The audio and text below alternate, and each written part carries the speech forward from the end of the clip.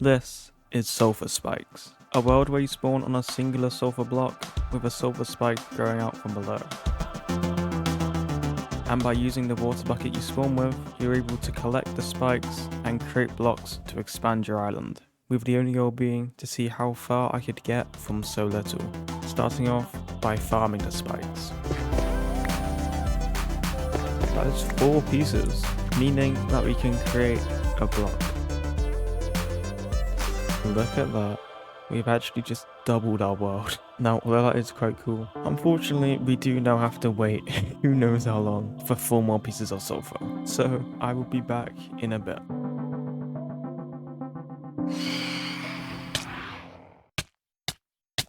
Okay, that's bad. I assume that was a phantom. That's annoying. I've lost the water bucket, meaning we do need to restart. But luckily, there is something we can do to stop this from happening again.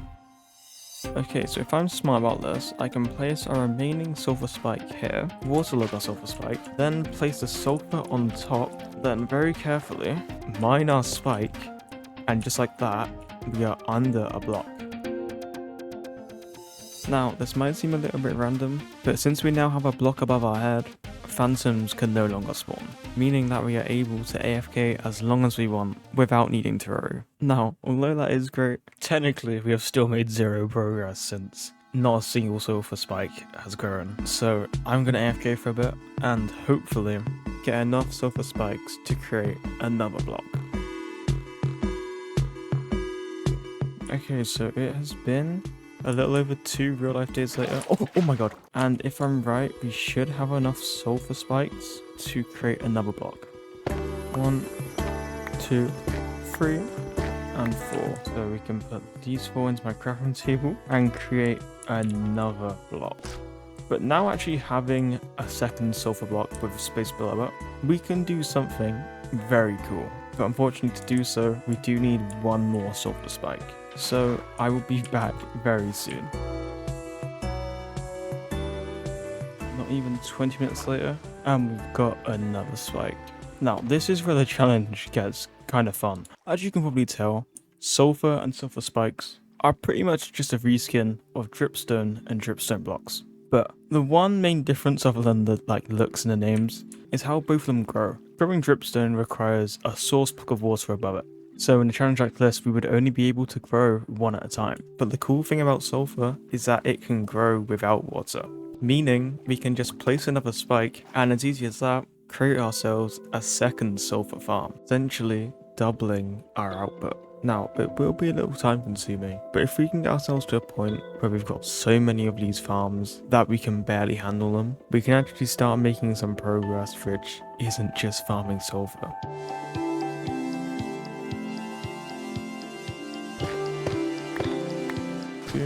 Place a spike below it to give us our 3rd sulfur spike farm.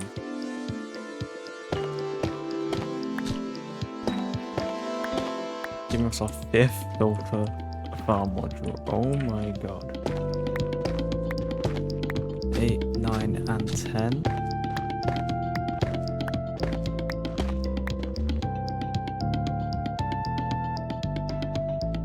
And that is the 24th block, marking 24 farm modules, which brings in a lot of sulfur. So much to the point where it's just taken me a full Minecraft day to farm the whole farm. But I think we're finally getting to a point where we can actually start investing our sulfur into other things. And I want to start by building a mob farm, but not just for any mob, specifically for witches. Now, a fun fact you may or may not know about witches is that they are practically impossible to kill without a weapon, since they can just out-heal your hits. And because of this, creating a witch farm at this stage of a challenge normally wouldn't work. But in this challenge specifically, it might, since technically, we do have a weapon. And believe it or not, it was right under my feet. Although it sounded dumb and was very impractical, this was actually a decent idea. If I was able to create a platform just over 24 blocks below my island, I could wait till a witch spawned, drop a sulfur spike, and then water down to collect the items. So after AFKing for a few days to collect enough sulfur and designing it in a separate world, I was ready to build the world's first sulfur spike assisted mob farm. So now what we've got to do is craft pretty much all of our sulfur just into blocks, oh my god, and then do something like this. This is going to be the platform where the mobs actually spawn. This is our little grid to actually place the sulfur. And then last but not least, if I place some water here and use some spikes as a spacer, we can place this sulfur block here, and realistically the farm should be done. Meaning all we have to really do now is wait to see if any mobs spawn. So I'll be back once it's night.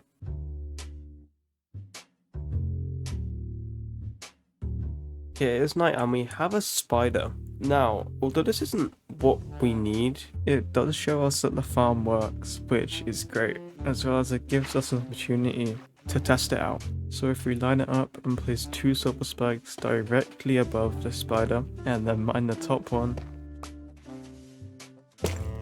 That was so satisfying. Let's carefully go down and see if there's any drop. Oh, there's string here. Wait, no, that's a piece of dripstone and it went off. That's very unfortunate, actually. Okay, we have a zombie. That's quite cool. Oh, like I moved and I lost the dripstone. Oh, there's also a creeper. That's interesting. Let's just push that guy off. We cannot have that guy ruining our challenge. And as far as first nights go, that was great. Not only was the farm spawning mobs, but our sulfur strategy was actually working, meaning that killing a witch was possible. So all I had to do now was wait for one to spawn and just hope that I would drop the item I needed. Oh my god, that's a witch. What? Oh my god, okay. Where is it stood?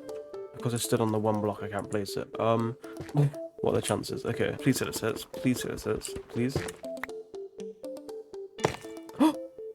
Please. I need. Wait. I mean, that's useful, but that's not it.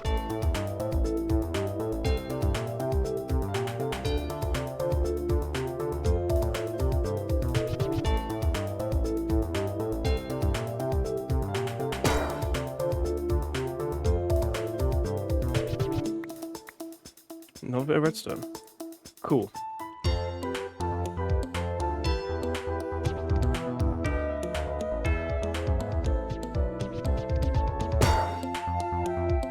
Two spider eyes and more redstone.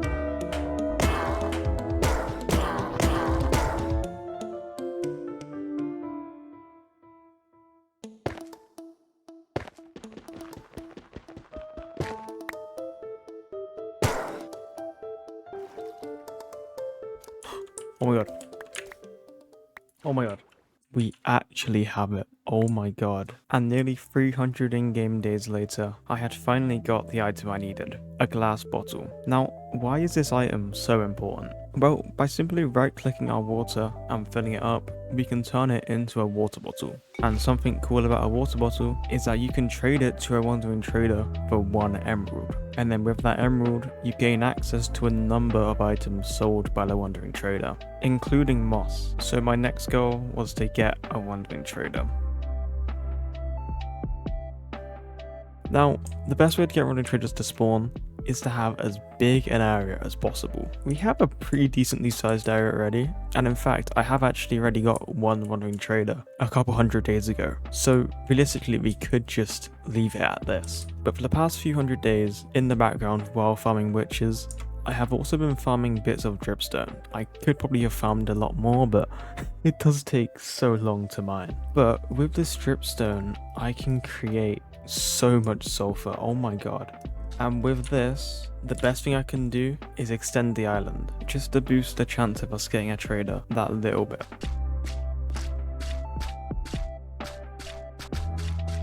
Nine by 9, oh my god, look at that. So now all I have to do is sit here for quite a while and hopefully eventually get a wandering trader with the trade we need. Oh my god.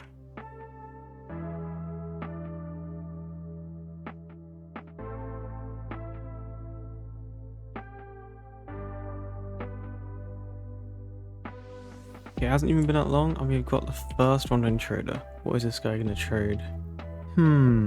Okay, this is interesting. Basically, my idea to get the emeralds was to fill up this water bottle with obviously water and then trade it to the wandering trader for an emerald, and then with that emerald buy moss. But this guy doesn't have the water bottle trade. Instead, he has the water bucket trade, which I'm very tempted to do. This is a chance to buy moss and get access to wood. But at the same time, if we do that, we're gonna lose access to water. I mean, the only use for us water really right now is to farm the sulfur and to get down to our little mob platform, which I'm fine giving up, but the problem is, for the moss method to work, I need bones. This is a predicament. What do I do? Honestly, I think we sacrifice the water. Let's do it. Oh, that feels bad. And with one of our emeralds we can get moss block. Honestly, I may have just made a really bad decision, but I think that's the best run trader RNG I've ever got. So I'm happy. And after using the last of my sulfur to build a little platform, all I had to do to use the moss was wait for some skeletons to spawn. Oh my god, we have a skeleton. Now, unfortunately I can't just go over there and kill this guy, because either I'm gonna get shot off and die, or the skeleton is gonna walk off and die. So the way to kill the skeleton is literally just to wait until it turns day, so that the sun can rise and the skeleton can burn, hopefully chopping us a bone. Okay, any moment now, this guy should start burning. Please drop at least one bone, please. One bone, 2 arrows. Okay, there's a chance this works. There's a chance. Let's place our 4 moss here. Let's turn our 1 bone into 3 bone meal. Okay, no sapling there. No sapling there. No sapling there. That's unfortunate. Come on, surely we get enough from these 2, right? Ooh, where's that? Once again, 1 bone. Okay, come on. Ooh. Really? No, let's sound this right here. Oh! And just like that, we now had trees, which not only gave us access to wood, but so many more items. Oh my god. Honestly, this is so good. Sure, we did like have infinitely renewable resources before with sulfur, but now we have renewable resources which is actually fast and also very easy to mine and so much more useful. But I'm not going to celebrate too soon. Let's just see if I can get another sapling, since if I can, that would be really good. Oh, great. Sticks as well. That's so good. More sticks. Let's create ourselves a crafting table. Now with this crafting table, we can actually do so much now. One of the main things is obviously craft. And honestly, let's turn our wood into slabs and build ourselves a little bit of a tree farm. A little bit like this.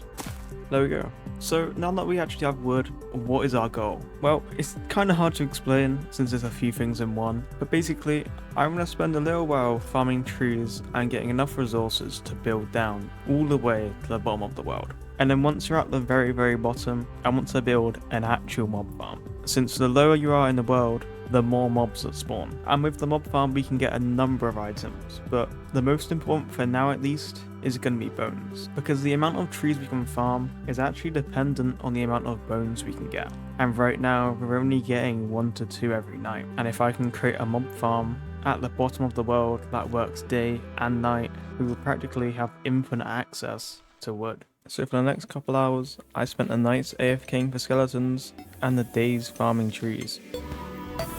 We've got more bones. There's no way that took 8 bone meal.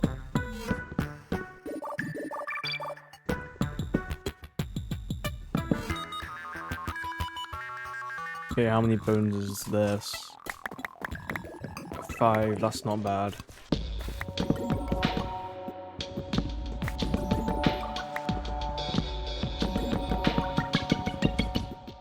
And with that, we now have 3.5 stacks of oak logs, which should be more than enough to get down to the bottom of the world. Now, if we still had our water, there would be a much easier way to do this just by placing the water and obviously building down. But without water, it is a little complicated, but it's still very doable. All we have to do is place 2 trapdoors, open this one, close it again, and then while holding shift, hold right click with a slab. And then we just repeat. Now, we do have to go down around 128 blocks, but honestly, that shouldn't take too long.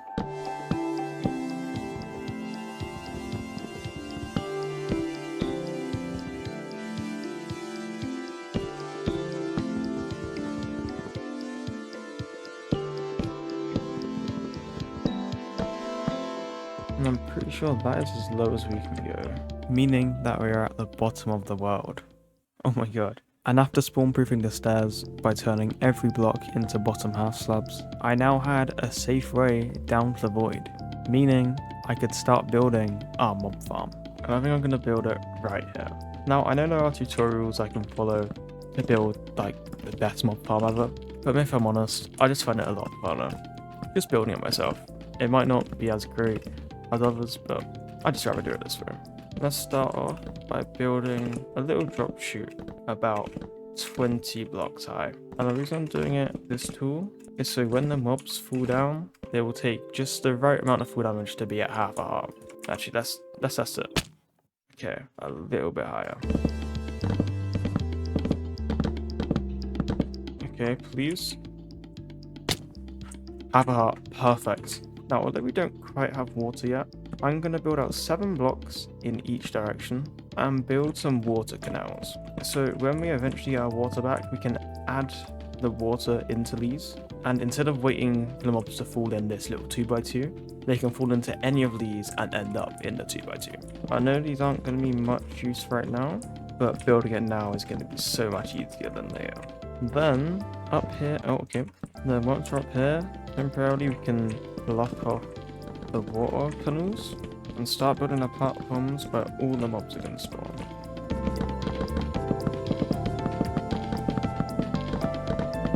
Cool, there's all the spawn platforms. Now with that, we can start adding the walls, which is simple as just 2 oak planks. And now we can add the roof.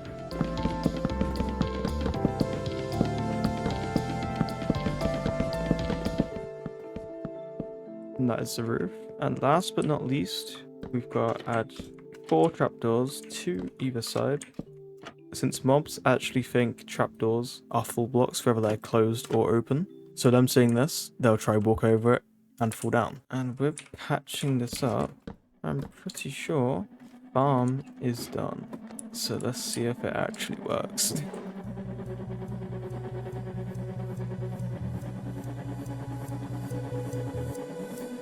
Working. And everything's weak. Oh my god, this is amazing. Hello. Also, now I have a witch like this, I think I've just hit the axe a few times. And it should die? Yes, oh my god. There's so many mobs. And they're all so weak. I'm having the time of my life. This is great. Oh, now that happened a lot sooner than I expected, but that is a good segue on to explaining another reason for this farm. Now, like I said, one of the reasons for building this farm was to get loads of bones, so I can pretty much infinitely grow trees and therefore get infinite wood. But another reason for creating this farm is to kill zombies. Now, I know that sounds a little... What? Can I explain before it happens? As you can see, zombies can drop quite a few items other than rotten flesh, those being carrots, iron, and also potatoes, but we haven't quite got there yet. Now, carrots and potatoes obviously can be used to create a carrot and potato farm, which is very cool and can be very useful. But with the iron, if we can get 10 pieces, we can create a cauldron and a bucket. We can then place our cauldron, and when it rains, it will slowly fill up with water. And once it's full, we can right click it with our bucket, allowing us to re-obtain water. So I'm just going to sit at this mob farm for a bit and not only get enough iron, but get enough bones for practically infinite wood, and hopefully get ourselves a few more carrots and a couple potatoes. Oh, another piece of iron. What? Another piece of iron. Look at that bow! Oh my god. Another piece of iron. Another piece of iron. What? Another iron. Oh, a piece of iron.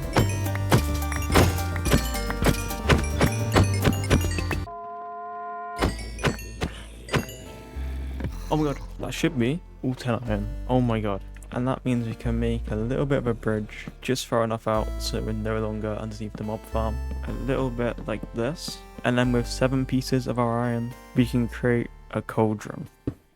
Meaning now that the only thing standing between us and re-obtaining water is the rain. Please don't take too long. Okay, and just over 50 in-game days later, our cauldron is finally full, allowing us to grab our bucket and right click it, once again giving us access to water. Now the first thing I want to do with this water is actually pretty simple. All I want to do is create an infinite water source, which should be something like this. Now, we place one water here and one water there, but you may notice we only have one water, but there's a way to get another. If I grab some of these glass bottles I've got from witches and right click 3 times, filling up 3 water bottles, and then I right click on the cauldron with each of the water bottles, it fills it up, once again giving us a bucket full of water. Then with this, we now have infinite water. And one more thing I want to do with the water is actually finish our mob farm, literally just by mining out these little areas we've created all the way back when we built the mob farm, and then filling them with some water. And then last but not least, we need to add trapdoors along each ledge, and then we need to open every single one. And with that, the mob farm should now be a lot better.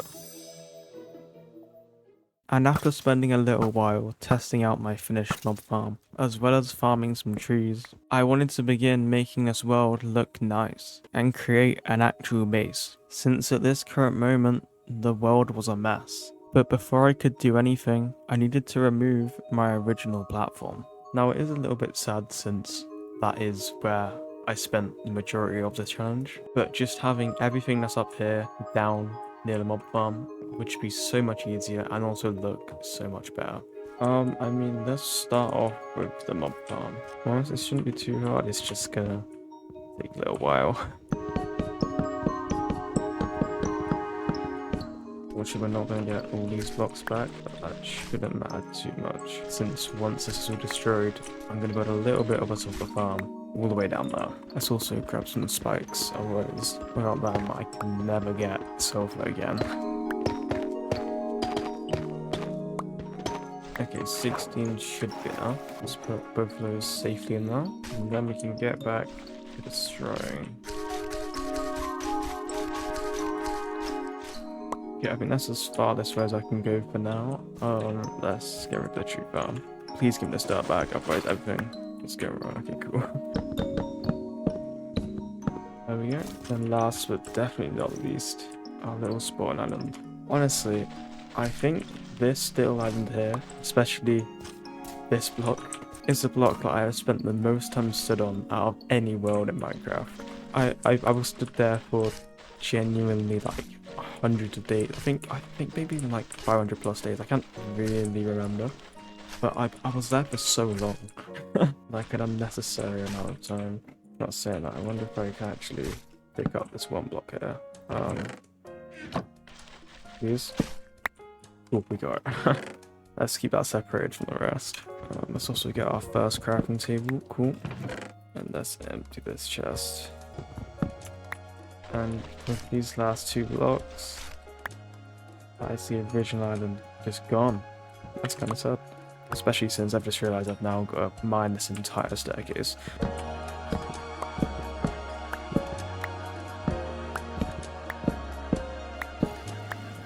And with these last couple blocks, that is the original island and the staircase all gone, leaving the world being literally just this.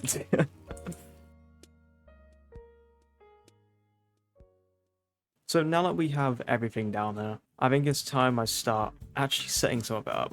Building a little area for some trees, building an area for a food farm, and getting this world working again. And I think it's only right that we start by building a sulfur farm. And I think I'm going to build it a little out over this way. I feel like this is probably far enough. And from here we can just build a little bit of an area to place them on. Okay, there we go. I've built a bit of a circle, but I have left 3 gaps in between. Now these 2 little gaps on either side is going to be where I put our sulfur farms. Now these are going to be a little expensive to build. Basically I want to turn my sulfur into polished sulfur, then the polished sulfur into sulfur bricks, and I just basically want to fill in these with our sulfur bricks. And fill in each side with a glowstone block. Look at that, looks so nice. Now unfortunately I don't quite have enough glowstone for this entire side, so for now I will just leave it as an oak slab. Now if I build up a few blocks there, this is where I want to build the farms themselves. It is only 6 blocks, but these are going to be working while we're building the entire rest of the world, so hopefully that'll be fine. And all we need to do to finish up is just add the spikes.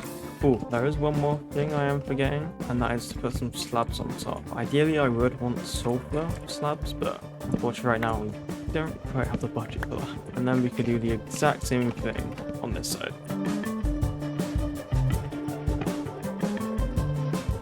Now, this is very basic, but now this is all I'm going to build there, because pretty much everything else we need requires sulfur bricks. That being around the edges, and also this little thing here, which eventually will hopefully house some chickens. Now, that may have seemed very pointless to just build this, but for this build, we are going to need so much sulfur. So much to the point that we need as much time as possible to let it grow. So building it first and letting it just grow in the background is our best choice. Now, the one other material I need for this base is obviously wood. Now, I do have a decent amount, 2 stacks of logs and also just over a stack of slabs here, but unfortunately that's not going to last forever. So the next place I want to build is some farms. Miraculously, a place to farm some wood and also potentially build a carrot and potato farm. Since up until now I've just been living on rotten flesh, and that's not great. And I think I'm going to build it over in this direction. And once again, I'm going to build it in a bit of a circle shape. And that is a perfect outline. Now this circle is actually going to have 4 different farms, with 2 of them being on each side. And for them we're going to need to grab our moss, our roosters dirt, some bones, some of our saplings, and also craft a couple barrels. Now this first farm on our left is actually pretty simple. We are going to place 1 moss block here, and this is going to be our seed / sapling farm.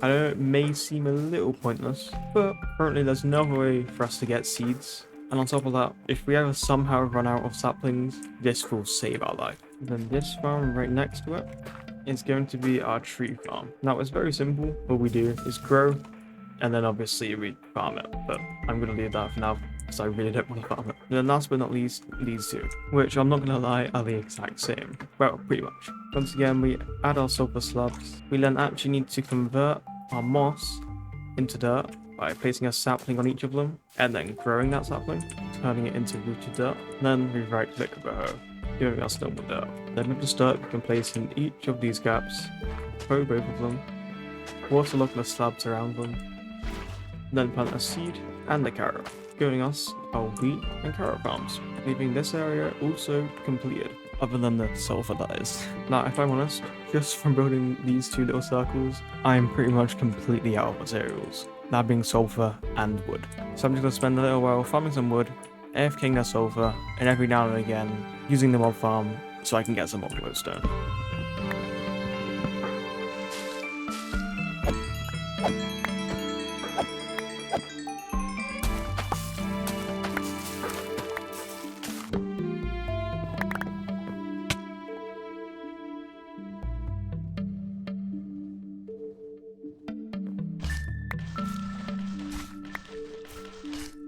Okay, so as you can see by my levels, it has been quite a while, but not only have I collected a lot of resources, but I've also managed to get 2 chickens out of the mob farm, allowing us to not only complete our Sulfur Island, but hopefully also complete our farm island. But before we even start thinking about that, we've got to finish our Sulfur Island and build a little bit of a place for the chickens to live. And we can start off by filling in this gap with some sulfur.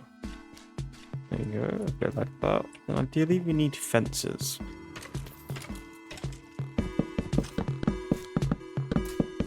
Now I do also want to add 2 gates, but we can do that once we've got the chickens in. Right, you can come with me. Chicken number 1. And chicken number 2. Then with that we can add the gates. Rate the boat very carefully.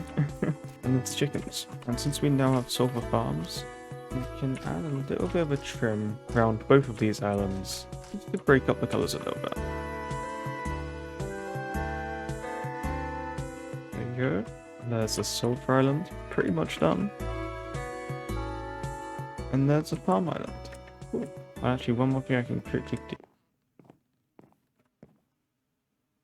They despawned. I was going to feed them seeds so I could get one that wouldn't despawn. That's so annoying. Why has that happened? There's one. Wait, please, please, please, please, please, please, please. Get in this boat, please. That's what you gotta do. Yes!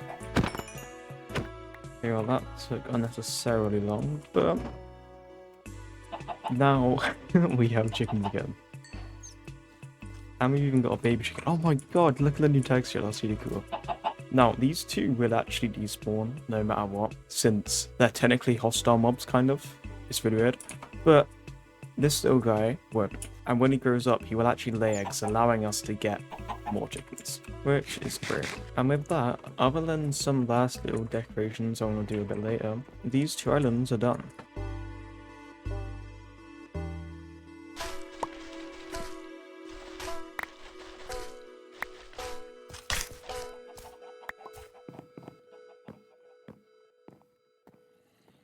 And now with both of these islands done, the next place I want to build is the central area that will house our mob farm. Since currently it is quite a mess. It's a load of slabs, a load of chests, a bed, our cauldron for when we was getting water, and just so much random stuff. And I want to start off by building a bit of an outline for the circle.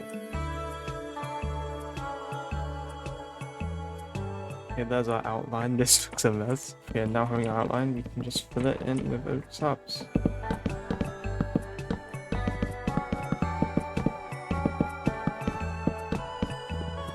There we go, that already looks like a million times better. Unfortunately, we do have to move our bed. How did that fall? Yeah, unfortunately, we do have to break this little platform here. It is outside of the circle, but luckily that is fine and relatively simple. There we go. Now, unfortunately, we can't quite get rid of these chests and barrels and stuff, but what I can do is just make a load of chests and just temporarily move it all a little bit out of the way. And there we go, that looks much better. Now, the next thing I want to do is actually make a couple upgrades to the mob farm. So, to be safe, I'm going to block off the top a little like this, and then just kill all the mobs down here, just rather than a risk of a creeper blowing up or something stupid like that. Now, the first thing I want to do is make this mob farm usable from literally any side. Since this is going to be the central island, I don't want to be walking from the mob farm island and then need to go around. Although it really doesn't matter, it would just be much nicer to be able to access it from any side. So you can add some trapdoors around, as well as break a couple slabs. You can then add a bit of a raised floor with some sulfur bricks. And then with these last 4 blocks here, we can do something really cool. Now, since I've had a lot of time to go on this challenge, mostly waiting for this sulfur to grow, since it takes so long, I have been just sat at this mob farm for hours and hours. So much to the point that I've managed to get nearly a stack of iron, which that's so much, especially just for zombies. So I am going to use 20 pieces to create 4 hoppers, Then with those 4 hoppers, we can make an automatic collection system, which is very helpful since normally when I'm at this mob farm, my inventory gets full so fast. And now with these hoppers, it will just go straight into this chest. Now, one more thing I want to do before I re-enable the mob farm is just add some sulfur accents, just to make it look a little bit better.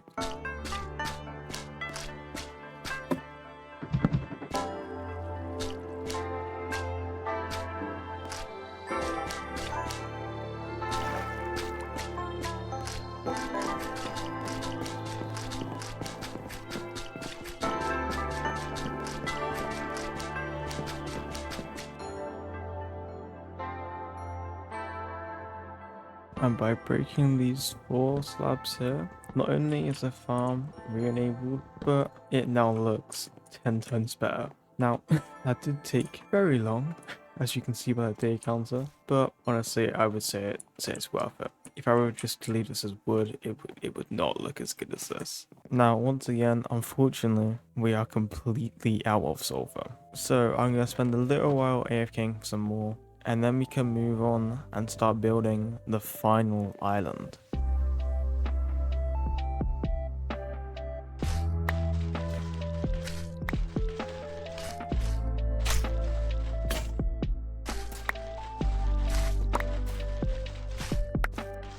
That should surely be enough, meaning that we can move on to building the final area. The place where I'm going to have all my chests, my crafting table, my bed, as well as a few more things. And just like all the other islands, we can start by doing a bit of an outline in Sulfur.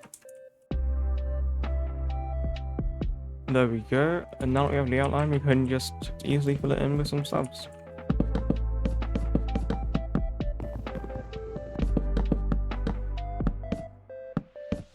Boom, with that is all the wood we need to place done. Now you may have noticed I've left a few gaps. Now these are literally just to add a couple more sulfur slabs to, since these are going to be the areas where we actually place stuff. Otherwise, if we just place it on the slab, it would be floating a bit like this, and that just wouldn't look very good. Now I think the best thing to add first is the chests, just so we can get rid of this monstrosity on our mob farm island. And the chests are going to go on these little bits here.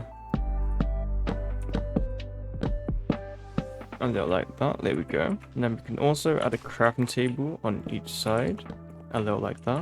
And if we craft ourselves a second bed, we can place 2 here, give us a nice double bed. And now originally this was going to be all this island was, but I thought this was a little boring and looked very empty. So to make it look a little bit better, I designed something to build in the center here. So if we mine out a little shape like this, then fill it in with some sulfur, then add a little bit of a rim round, a little like this. If we grab some of our water buckets, we can create a temporary water source so that we can waterlog every single one of these slabs, a little bit like this. Then we can build up a little bit and create another ring and build it up a little bit. Then we can turn it into a little bit of a dome. Then if we grab a couple of our sulfur spikes, our glowstone, and some string, we can place our glowstone here, and then some spikes just randomly around. A little like that. And look at that. I think that looks really cool. It's like a little well kind of thing, and it's got the dripstone going out from it. And what we can also do is add our string below each one of these dripstones, just so they will never grow. Otherwise, eventually they will all just grow down to the bottom and it just wouldn't look very good. Now, this is a little pointless, I will be honest, but I think it's a pretty cool decoration. And with that, the only thing we really need to do now to finish this island is move all the stuff on these chests onto the island.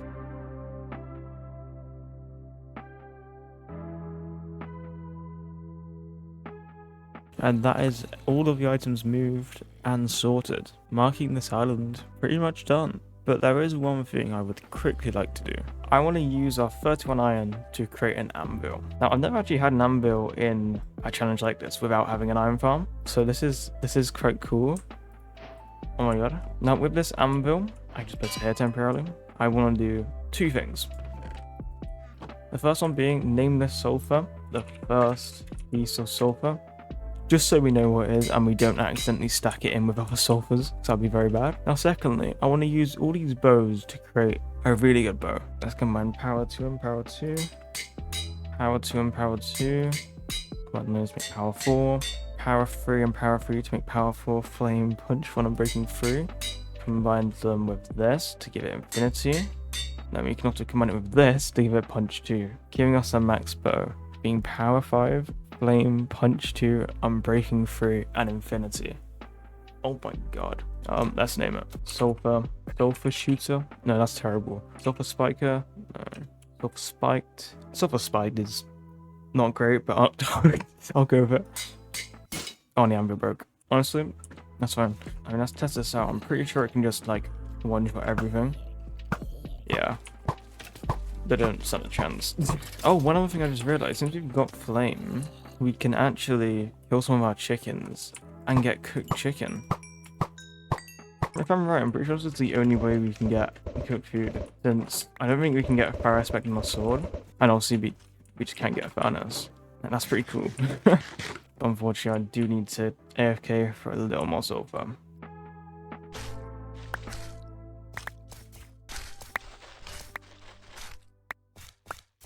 Okay, so now with that, all we really need to do is add some actual paths connecting the islands. And we can do that pretty easily, just by making them less narrow and adding some sulfur as a little bit of a barrier.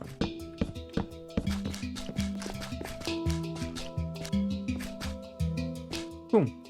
Now, on the functionality side, the base is complete, but like I always do in these challenges, I'm going to spend a little bit of time adding a couple extra details and making it look just that little bit better. And I think I'm going to start off by adding some arches on all of these paths.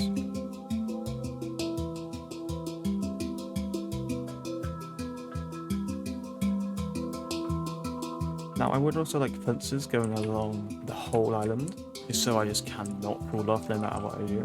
Ideally, I would like it sulfur, but I'm afraid that would take too long. So instead, I'm just going to make some oak fences. Okay, this might be too many.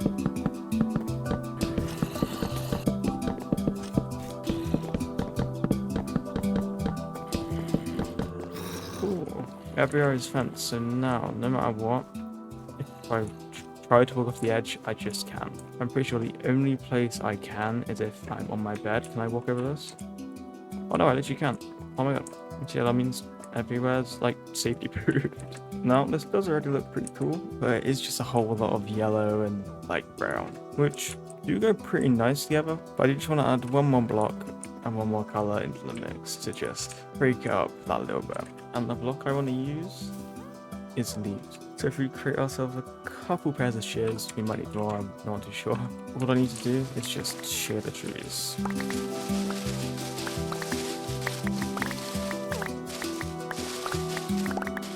Okay, so realistically there should be enough leaves. We've got a mix of normal azalea leaves and a mix of flowering azalea leaves. So what I'm going to do is just have both in my hotbar, and I'm just going to occasionally switch them so we get like a pattern of both. I'm going to start on the mob farm island. There we go, that already looks nice. I actually like that. Now, unfortunately, we can't do this island because of the trees, but we can do this island.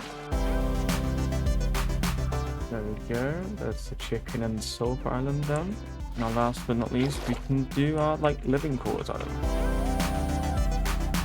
Now, I also want to do it on the paths, and something I normally quite like doing when building the tunnels is making them enclosed.